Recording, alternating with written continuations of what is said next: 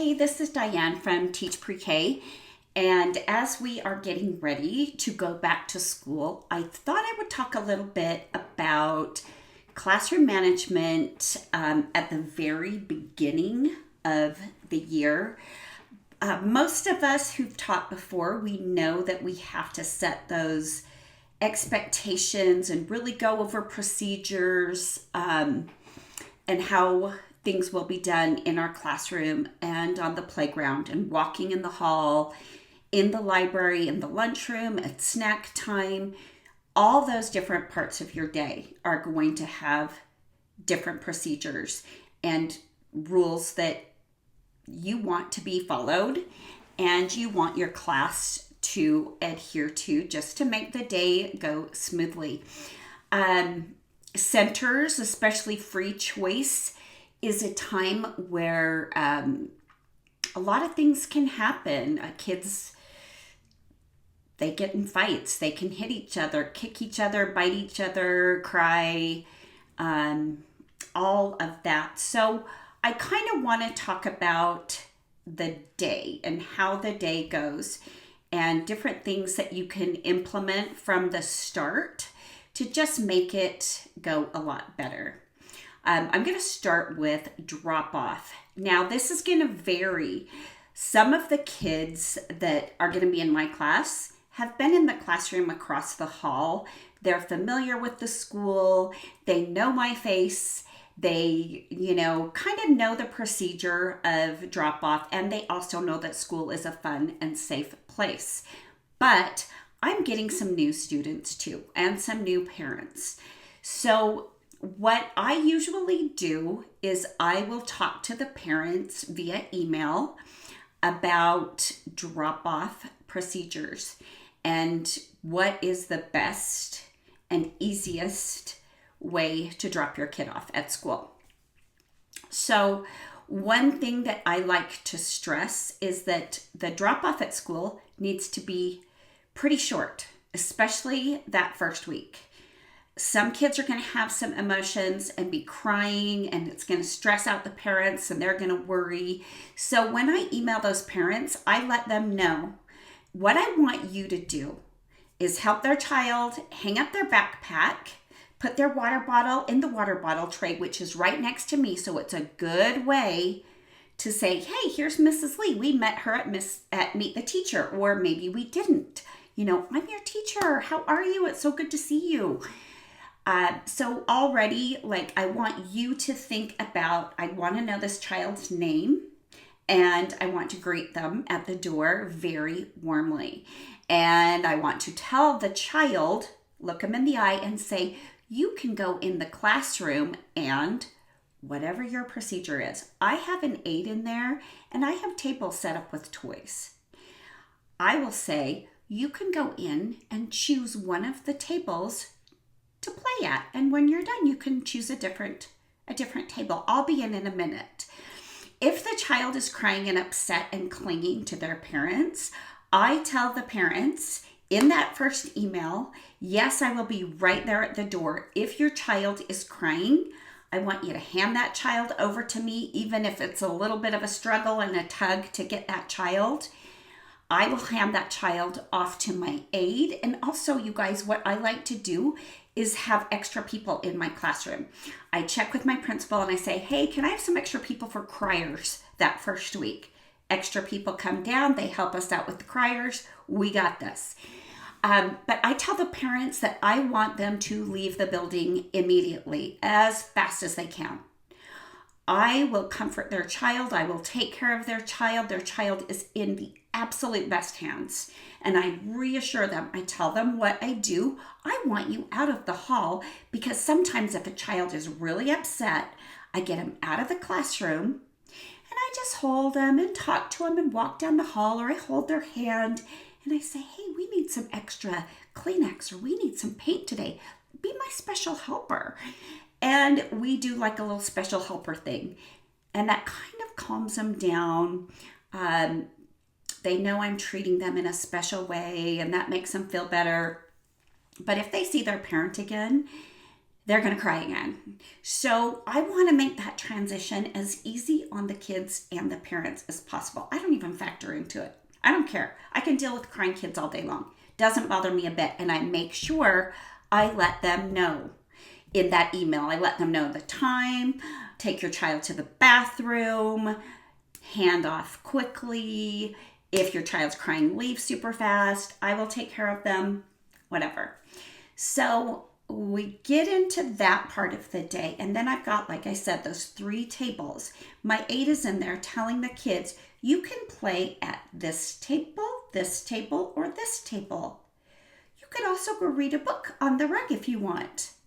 We don't take any toys off the shelves. We only play with the things on the tables because my classroom's full of toys. They want to play with everything that first day. They can see all the stuff and oh my gosh, it's kind of, a little bit overwhelming because there are so many fun things to play with. When we all meet together, I do tell them, do you see all these toys? We will play with every one of these toys this year, but we don't play with them all at once. We only play with a few at a time, and we make sure we learn how to play with them, and we know all about sharing and whatever. So I do that. But one thing that I have done to really help is I have created these little chick books. This one's Little Chick Goes to School. And it's Little Chick's first day of school. Little Chick is excited but kind of scared. Mom holds Little Chick's hands. Little Chick hangs her backpack on her hook and says goodbye to Mom. Mom will be back when school is done. And I talk to the kids, your mom's going to be back too when school's done. And this is kind of what we do. Mrs. Cow is Little Chick's teacher. Miss Cow is happy to see Little Chick. Mrs. Cow and Little Chick go into the classroom. Mrs. Cow shows Little Chick the activity tables. Little Sheep and Little Horse are playing Play-Doh. Little Pig is building with blocks. Little Chick plays at the block table with Little Pig. The friends share the blocks. The friends clean up when playtime is done, just like we did. And of course, at cleanup time, I have explained the whole cleanup procedure. And I'm going to explain all my procedures in another video. The friends go to the rug for circle time. Mrs. Cow reads a book. Little Chick and the friends will listen to Mrs. Cow. It's center time. Little Chick and the friends may play at the block center, the sensory bin center, or the dramatic play center. Little Chick and the friends share toys in every center. Good job, friends. During center time, Mrs. Cow helps Little Chick paint a beautiful picture. When center time is over, all the friends help to clean up the centers together. Good job, friends. Mrs. Cow and the friends line up to go to the playground, so it tells them how to line up. Little Chick is the line leader today. The friends will walk quietly to the playground. The friends always listen to Mrs. Cow. Yes, I'm Mrs. Cow. All the friends play and have fun. Little Chick shares all the toys on the playground with the friends. Good job, Little Chick. After playing on the playground, the friends come in for a story. Mrs. Cow loves to read to Little Chick and all the friends. After story, Little Chick and the friends have snack time. Little Chick uses good manners during snack time. After snack time, Little Chick and the friends go back to the rug to sing and play games with Mrs. Cow. It's almost time to go. Mom comes to get Little Chick. Little Chick had a great day at school. Little Chick is happy. Mrs. Cow is happy. And Mom is happy. So I always read this at the beginning. And I have Little Chick. And I will leave links to both of these things. But the kiddos love Little Chick. I brought Little Chick home because I've got to clean up Little Chick. And my husband was going, oh, it's the chick time again. He saw it in my office. But what I also did, you guys, is to help with procedures with really little kids, is we get Little Chick and we read about Little Chick at the block center. And it tells how to share the blocks, what we do. We don't throw blocks. It goes through all the rules of the center and how we play. Library center sensory bin center, and I don't think I brought my dramatic play center, and I also have like little chick on the playground, and I have a whole set of this that I'll leave a link to that will help you guide the kids. I have found these little books for my 3-year-olds to be absolutely invaluable. When you start with the 3-year-old kids, a lot of them have never been in school, or they might have been in a 2-year program. You guys, they don't have much memory of being in that 2-year program. They, it's a little familiar, but they're not going to come in knowing those rules like your pre-K 4-5s will. So your 3-4 kids, this is what I want you to think. And I kind of want you to think this with your pre-K 4-5s as well. I want you to just put in your head that these children know nothing. They know nothing about being in a classroom. They know nothing about playing with friends. They know nothing about sharing. They know nothing about sitting and paying attention. They know nothing about playing on a playground with other children. And they know nothing about lining up and walking upstairs or downstairs or down a hall. If you start at the they know nothing, you will be able to do enough explanation. You don't want to go crazy into your explanations of procedures because you're going to lose their attention. They know nothing, and they have a 2-minute attention span, maybe 3.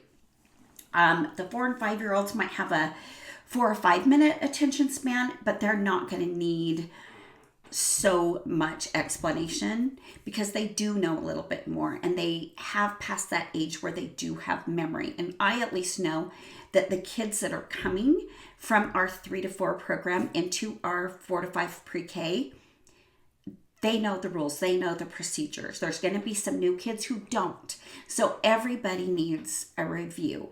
No matter what, you want to start the year right. So I take at least the first week, breaking the kids up into smaller groups, going to the different centers and teaching them how to play, how to share, how to clean up, and creating scenarios where I want that block. Oh, can I have a turn with that block? No, I'm using it. Or we don't knock people's towers down at the block center. Or we don't go to the sensory bin and throw sound all over the floor. So finding positive ways to teach them those rules and procedures in smaller groups where they have to really practice. So we will do that with everybody for the first few days. With the 3-4s, first week, maybe second week, maybe third and fourth week. I might spend a month making sure that at least one of the 2 teachers is watching. We have small groups that first week, and we're kind of assessing, okay, how much supervision do we need to give these kids? I'm going to throw something at you. Check to see how many oldest kids you have, how many second or third kids, so younger siblings you have, because this is going to change your dynamic a little bit. Last year, I had a 3-4 class of almost all younger siblings. So I had a lot more hitting and trying to assert dominance, but they were also easier to teach to share and take turns because they've had practice at home. Now, oldest kids, especially if they have a brand new baby sibling that they're not really playing with yet, they are going to think all the toys are theirs. So that's going to be a challenge for you. So look at the makeup of your class and go, okay, life experience tells me that if they're oldest and those siblings are a lot younger than they are, then they're going to have some trouble sharing toys and taking turns because they've been queen or king bee at their house, right? And they haven't had to share. and they haven't had to take turns yet. It's not usually until that younger sibling starts getting older and wants to play with the same toys where they're really going to have to put that skill into practice. So look at the makeup of your class, look at like what their family situation is, and that's going to play a role in your classroom management too. I also will look at birthdays. I had a very, very, very young class last year. I had 3 kids that weren't yet 3 years old the first day of school. They turned 3 that week. So I had, most of my birthdays at the very beginning and in the summer. So they were all June, July, August, and some May. I hardly had any birthdays during the school year. So the maturity level of those kids was a factor, but they were second children, so that helps with the maturity level. So it kind of evened out, but they were still pretty young. And it turns out that the 3 youngest that weren't even 3 when school started were oldest children. So that also had another layer of difficulty on top of that. So I'm going to talk about rug time too. When you do circle time and maybe you come back and meet for the rug before you line up, you want to keep that short at the beginning. Especially with those little 3-year-olds, their attention span is non-existent and they are not going to listen to you drone on and on. Have some songs ready. If you've got a class puppet, have the puppet ready. I'll leave a link for Little Chick. If you have Little Chick, pass Little Chick around. They can all give Little Chick a hug and they've had a great day with Little Chick. Have some activities for the kids to do. I always have them make a first day crown or a first day certificate that they can color. And that, I think it's a first day crown and a first week certificate. So that's when we practice using crayons and markers, and we make sure that we go through the procedures with those school supplies as well. You guys, you've got to teach them how to put lids on markers. I do a whole thing where we have to get really quiet and I match the lid to the right color marker and we need to hear it click. And that's how we know it's on. And you guys, for some reason, they absolutely love that because then we go and we practice that during the day in our small group and we'll go, okay, let's match the right color lid to the right color marker. And when we get it, let's all listen, click. The lid's on, this is great. Then we talk about why we don't leave lids off markers. We use crayons. We talk about why we don't break crayons or take the paper off. You guys are still going to break crayons. They're still going to try to take the paper off, but you want to give them those reminders and you want to set those expectations right away.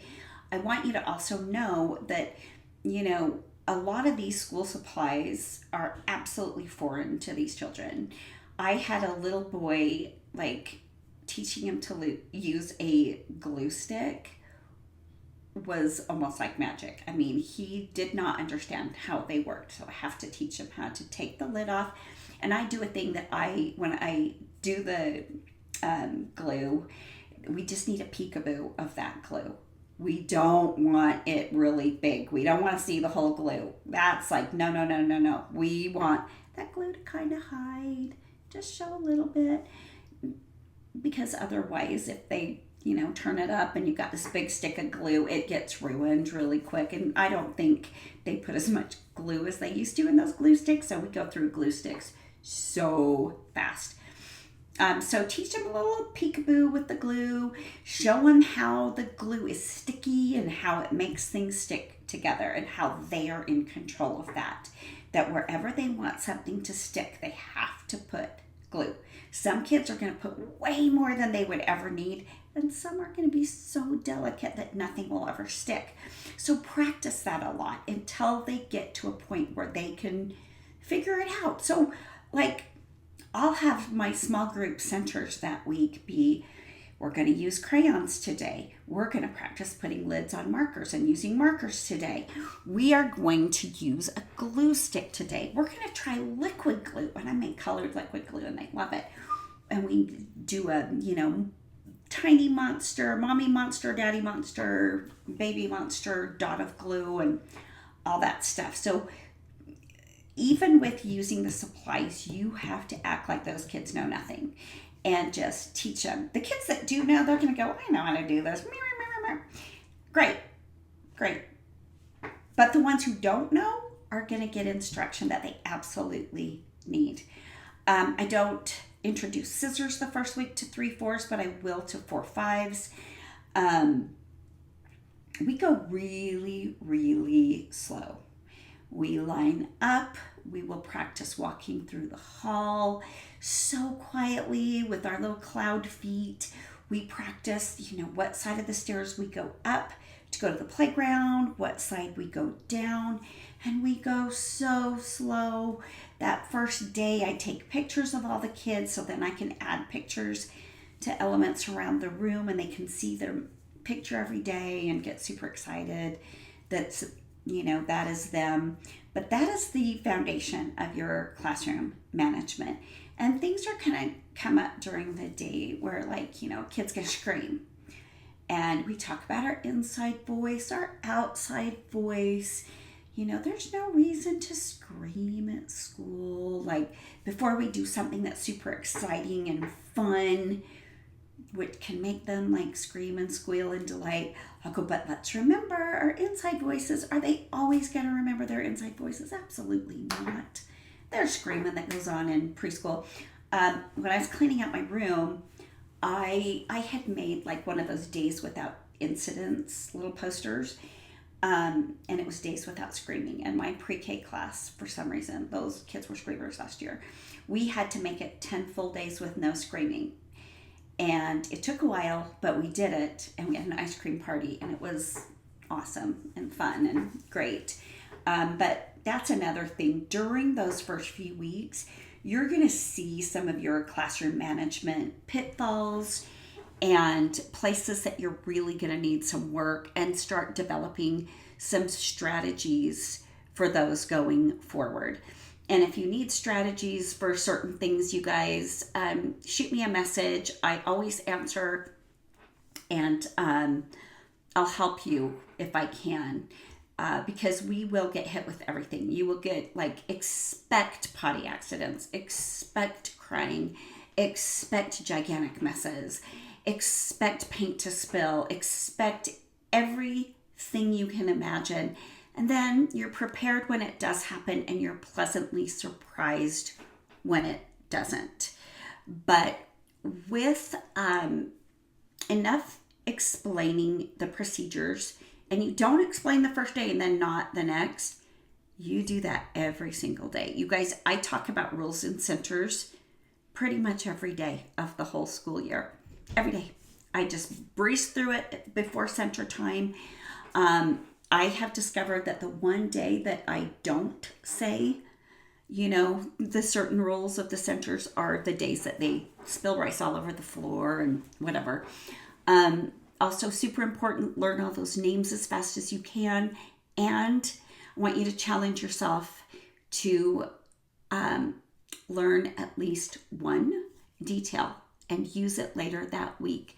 So if you find out that Jimmy has a dog named Baxter, you can say, okay, Jimmy, when you get home, give Baxter a big hug for me. Or if you find out that Wanda's favorite superhero is Ghost Spider, you just say, oh my gosh, I saw this really cool Ghost Spider thing at Target the other day. And just show the kids that you have interest in them, because that's also going to go a long way to your classroom management. I mean, there's this thing saying the better your relationship with your kids, the less classroom management problems that you're going to have. And while that is partially true, you can have the best relationships with every single one of them and still have classroom management problems. You're dealing with little kids. It's just, there is no magic formula. There is no fix-all. It is all a matter of getting to know the kids, letting them know what you expect from them, making sure that you're giving them praise when you're seeing them do what's expected, and that any discipline issues that come up are dealt with in a positive way. Kids are never shamed. You want school to be a super safe place for them and a place that they want to be, because you do want them there every day, even the hard ones, because they end up being your absolute favorite by the end of the year anyway. At least historically, that's what happens to me. But there's a lot of factors to consider. Early childhood is not easy. Sometimes kids are obstinate just to be obstinate, or maybe, they didn't have the cereal they wanted that day and they're going to take it out on everybody for the day's entirety. And, they're just little people learning to be people. So your patience, your understanding, and your constant reminders of the expectations are super, super important for you to start the year of classroom management off right. And that, you guys, goes into demanding manners during snack time, that the kids say thank you to the person that brought the snack. They say thank you to the teachers for helping them. They say please when they want more snack or want more water in their water bottle. I mean, you've got to think of every single part of your day and what you want them to do. And like I said, you've got to find ways not to explain them all to death, like I feel like I've done in this video. But it's really the only way to get things started on the right foot. And any aids out there that you can find, like the little chick stuff, it's in my Teachers Pay Teacher store. It's really going to be helpful, especially if you make it fun and something the kids can relate to. Yeah, and remember, they're little blank slates. They don't know anything, so it's up to you to etch those little rules and those little expectations onto them and make them feel really, really good when we've had a great day together. So that is it for today, and I'm sure there's more to come.